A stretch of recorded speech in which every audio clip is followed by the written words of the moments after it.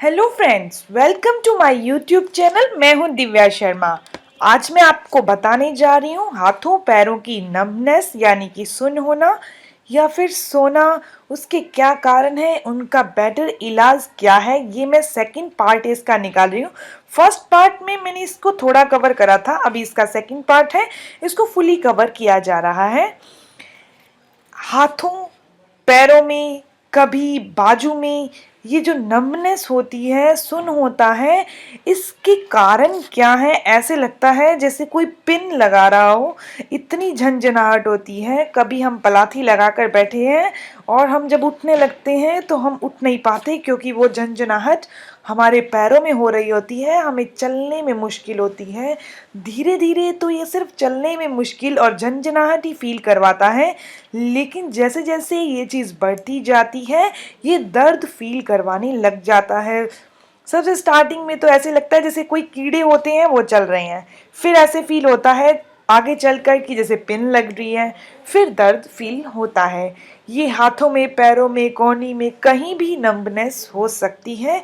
अब जानते हैं इसके कारणों के बारे में। एक बात मैं आपको बता दूं कि ये जब नंबनेस होती है हाथों में फील करते हैं, तो हम जब भी किसी चीज़ को उठाते हैं तो हम उसे बहुत अच्छे से ग्रिप नहीं कर पाते। ये अगर स्टार्टिंग स्टेज है तो नो प्रॉब्लम। अगर ये आपको रेगुलर या 3-4 दिन के बाद फेस करनी पड़ती है कभी, ये वैसे आपको ये चीज़ बता दूं कि ये चीज़ ज़्यादा फेस करनी पड़ती है लंबे टाइम तक बैठने के कारण यानी सीटिंग के कारण। और कभी कभी ये सो के उठते हैं तब ये फील करनी पड़ती है। अभी एक ही साइड पे हम सो रहे थे और ये झंझनाहट सी हमारे पैरों में हो रही है, कभी बाजू में हो रही है। ये चीज़ है। अब देखते हैं इसके कारणों के बारे में। हमारी बॉडी के अंदर विटामिन और कैल्शियम की कमी के कारण हाथों और पैरों का सुन्न होना होता है।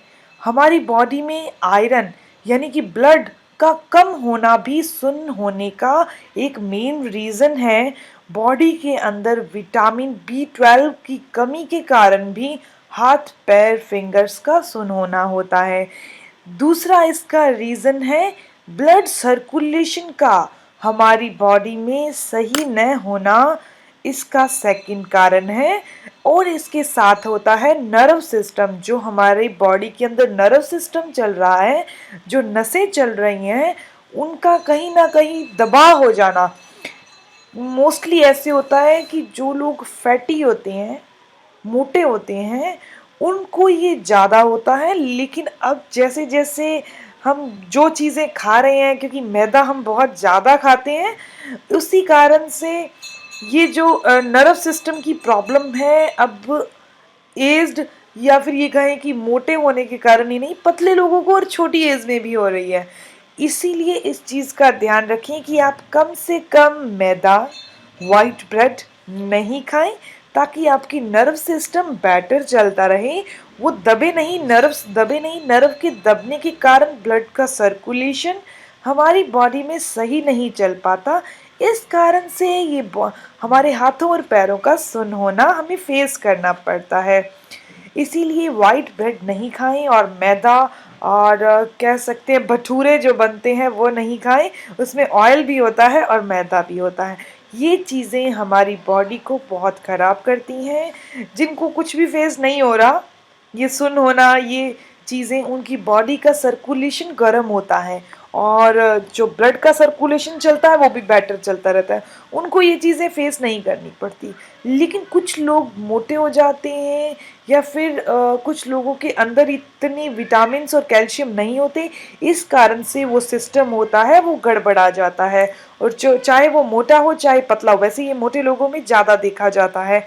अब जानते हैं इसके इलाज के बारे में। इसके इलाज के लिए हम क्या खाएं, नहाते टाइम क्या करें, अपने ब्लड को पतला करने के लिए क्या करें, क्योंकि ब्लड का सर्कुलेशन बेटर, एक तो नर्व सिस्टम का सही ना होना, एक ब्लड का सर्कुलेशन यानी कि ब्लड का पतला ना होने के कारण होता है। क्योंकि ब्लड हमारा होता है बहुत थिक हो जाता है और वो बहुत बढ़िया तरीके से नहीं चल पाता। इस कारण से ये चीज़ें हमें फेस करनी पड़ती हैं। और मसाज कैसे करनी है ये भी जानते हैं। क्या खाएं, हमें विटामिन बी फूड खाना है। अगर हमारे हाथ पैर सुन होते हैं, अपने आहार में ढेर सारे विटामिन बी 6 बी 12 शामिल करें। इनमें इनके कारण जो कमी होती है वो हमारे हाथों पैरों बाजुओं में सुन होना होता है। अपने आहार में अंडा, एवोकेडो, मीट, केला, बीन्स, बीन्स मतलब फलियां जो आती हैं वो ऐड करें। और स्पेशली आपको बता दूं कि मूंग साबुत होती है वो डिनर में ज़रूर लें। डिनर में अगर आप मूंग साबुत लेते हो तो इसमें सब चीज़ें मिल जाएंगी, विटामिन्स, प्रोटीन्स सब मिल जाएंगे। एक बात और, जिनके हेयर फॉल होता है वो स्पेशली मूंग दाल साबुत जो ग्रीन वाली होती है वो ज़रूर खाएं। इसके एक्स्ट्रा मछली, ओटमील, दूध, चीज़, दही, ड्राई फ्रूट, बीन्स और फल शामिल करें ताकि ब्लड का सर्कुलेशन बॉडी के अंदर बेटर हो सके। इसके एक्स्ट्रा मैग्नीशियम यानी कि जो चीज़ हमारे अंदर जल्दी से जल्दी वाला काम करे, थोड़ा हमारी बॉडी को गर्म करे, तो इसमें मच्छी, सोयाबीन, केला, डार्क चॉकलेट आती है। लेकिन जो प्रेग्नेंट लेडी होती हैं वो चॉकलेट को अवॉइड करें, चॉकलेट नहीं खानी, और लो फैट दही लें। इसके साथ हम इसका इलाज कैसे करें, तो एक गिलास दूध के अंदर एक चम्मच हल्दी डालकर उसे हीट करें 3 से 4 मिनट के लिए। उसके बाद इसे थोड़ा ठंडा होने पर, गुनगुना होने पर पी लें। इसे रोजाना पीने से ब्लड का सर्कुलेशन बेटर होता है, नर्व सिस्टम बेटर होता है। इसके एक्स्ट्रा आपको क्या करना है, दालचीनी आप या फिर तो दूध वाली हल्दी वाला दूध पिए या फिर दालचीनी वाला। जो दालचीनी में केमिकल और न्यूट्रिशंस होते हैं वो हमारे ब्लड के फ्लो को बहुत बेटर करते हैं। ये एक्सपर्ट का मानना है कि 2 से 4 ग्राम ही दालचीनी लेनी है, इससे ज़्यादा एक दिन में दालचीनी नहीं लेनी। एक बात मैं आपको बता दूं, दालचीनी का इससे ज़्यादा यूज़ करने से, ज़्यादा कंज्यूम करने से, ज़्यादा खाने से हमारी बॉडी में और भी बीमारियां पैदा हो सकती हैं। इसीलिए इसे 2 से 4 ग्राम की क्वांटिटी में ही लें। जो प्रेग्नेंट और जो अपने बच्चों को फीड दे रही हैं लेडी, वो इसका सेवन दालचीनी का बिल्कुल नहीं करें। बाकी डायबिटीज़ पेशेंट इसका यूज़ कर सकते हैं। डायबिटीज़ पेशेंट इसका यूज़ करेंगे तो उनके ब्लड में शुगर का लेवल जो होगा वो कम हो जाएगा, यानी कि कंट्रोल में आ जाएगा। इसको लेने का अच्छा तरीका है, एक गिलास पानी में डालकर भी आप 1 चम्मच दालचीनी ले सकते हैं। थोड़ा पानी गर्म होना चाहिए। ये दिन में एक बार करना है। इसके अलावा आप 1 चम्मच दालचीनी और उसके अंदर शहद मिक्स करके सुबह के टाइम कुछ दिन लेंगे तो ये सारा कुछ क्या काम कर रहा है, हमारे ब्लड के फ्लो को बेटर कर रहा है। जब हमारा ब्लड का फ्लो बेटर नहीं होता तो ये सुन होना हमें फेस करना पड़ता है। क्योंकि ये तो चीज़ आपने फेस करी होगी कि जब हम एक साइड पे बहुत टाइम तक लेटे रहते हैं, जिनको ये सुन होने की प्रॉब्लम होती है वो क्या करते हैं, वो उनका वो साइड सुन फील करते हैं वो, तो ये क्या हुआ, ब्लड का फ्लो उधर सही नहीं हो रहा। वो मोस्टली फेस करें कि उनको सिर दर्द भी ज़्यादा होगा जिनको ये सुन होने की प्रॉब्लम होती होगी। क्योंकि ये जो है कि हमारे सिर के अंदर ब्लड का फ्लो तो जिसके अंदर बिल्कुल सही है उसके अंदर ही ब्लड सिर के अंदर सही जा पाता है। जिनका सुन होने की प्रॉब्लम या फिर ब्लड का फ्लो बेटर नहीं होता उनको सिर दर्द की प्रॉब्लम ज़्यादा होती है। उन लोगों को, और जिनका सिर दर्द ज़्यादा होता है और जिनको ये नंबनेस की प्रॉब्लम है, सुन होने की प्रॉब्लम है, उन्हें अपने पैरों के नीचे तकिए लेकर ज़रूर सोना चाहिए। एक तकिया लेके सोना चाहिए ताकि उनके ब्लड का फ्लो है सिर के अंदर बेटर से जा सके।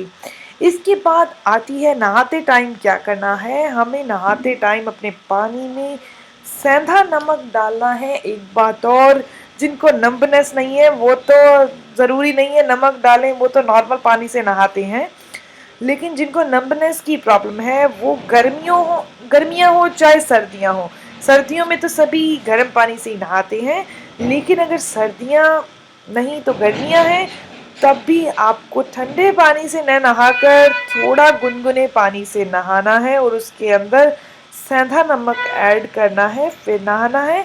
ये आपको स्टीम बाथ मिलेगी, इससे आपका नर्व सिस्टम बेटर होने में मदद मिलेगी। आपको कुछ नहीं करना, थोड़ा गुनगुना पानी नहाते टाइम और उसके अंदर सेंधा नमक डालना है आपको, 1 चम्मच एक बकेट के अंदर। इसके बाद अपने खून को हम पतला कैसे कर सकते हैं? एक तो सुबह के टाइम एक कली गार्लिक लहसुन की लेकर हम अपने ब्लड को पतला कर सकते हैं। जो ऑलरेडी बीपी लो, मतलब जो ऑलरेडी बीपी लो या हाई वाली मेडिसिन ले रहे हैं वो गार्लिक नहीं लें, क्योंकि ये खून को पतला करती है, और जो बीपी की मेडिसिन लेते हैं वो इसको और पतला कर देगी, और इसी कारण से ब्लड को जो पतला होने की जो सिस्टम है और तेज हो जाएगा। इसीलिए जो बीपी की मेडिसिन लेते हैं वो गार्लिक का यूज़ नहीं करें। बाकी जिनको बीपी की प्रॉब्लम नहीं है और नर्व प्रॉब्लम है, यानी कि नंबनेस की प्रॉब्लम है, वो गार्लिक एक कली सुबह चाहे क्रश करके, चाहे पीस कर, चाहे काट कर, जैसे भी पानी के साथ लेने से खून पतला होता है, और एक बात और, खून साफ भी होता है।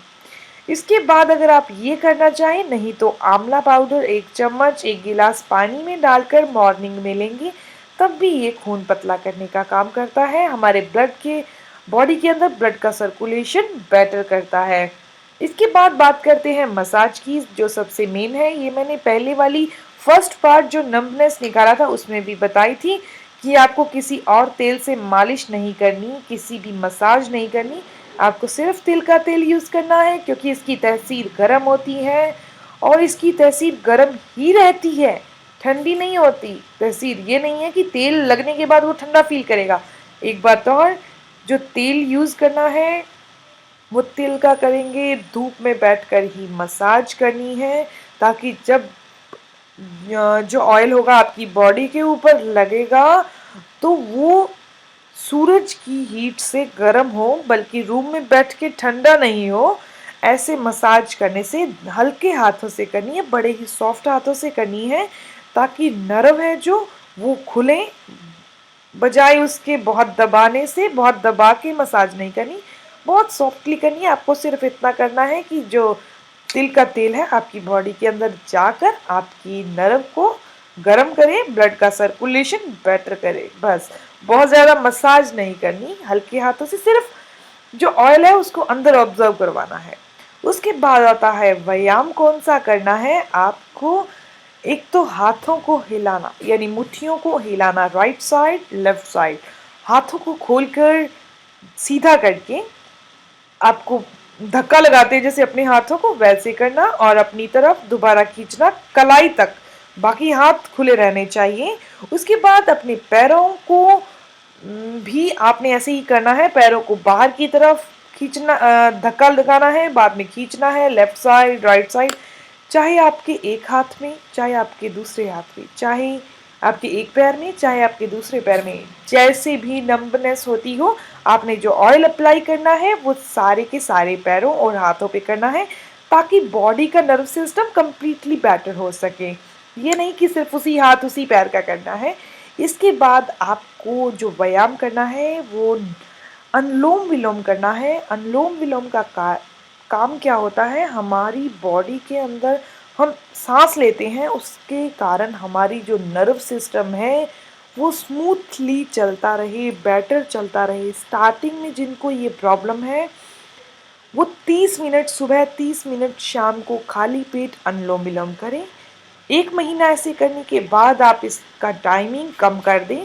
जब आपको रिजल्ट मिल जाए तब आप इसको 15 मिनट करें, और 15 मिनट अगला महीना करने के बाद जब आप बिल्कुल ठीक हो जाएंगे, ये जो टाइमिंग लेता है ठीक होने की, 1 से 1.5 महीने का टाइमिंग लेता है, और इसको जब ठीक हो जाए तब आपकी मर्ज़ी है कि आपने करना है या नहीं। अगर आपने हेल्थी रहना है, नर्व सिस्टम बेटर ही रखना है, तो ऐसे ही करते रहें, क्योंकि कुछ लोगों का ब्लड ऐसे होता है कि अगर वो वर्कआउट नहीं करते तो उनका ब्लड दोबारा जमने लगता है। इसीलिए आप जो ये मैंने ट्रीटमेंट बताया है ये बहुत नेचुरल है, इसमें कोई साइड इफ़ेक्ट नहीं है। आप इसको फॉलो करें और हेल्थी रहें। ये थी इन्फॉर्मेशन ब्लड का सर्कुलेशन बेटर करने की और नंबनेस से आज़ादी पाने की। ये इन्फॉर्मेशन आपको कैसी लगी प्लीज़ अपने कमेंट्स के द्वारा ज़रूर बताइए। मेरी वीडियो को लाइक करें और अपने फ्रेंड्स के साथ इसे ज़्यादा से ज़्यादा शेयर करें ताकि बहुत से लोग इस बीमारी से बच सकें।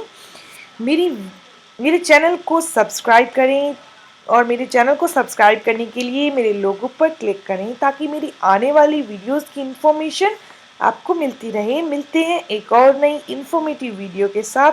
तब तक के लिए stay healthy, always be happy. Thank you for watching my video.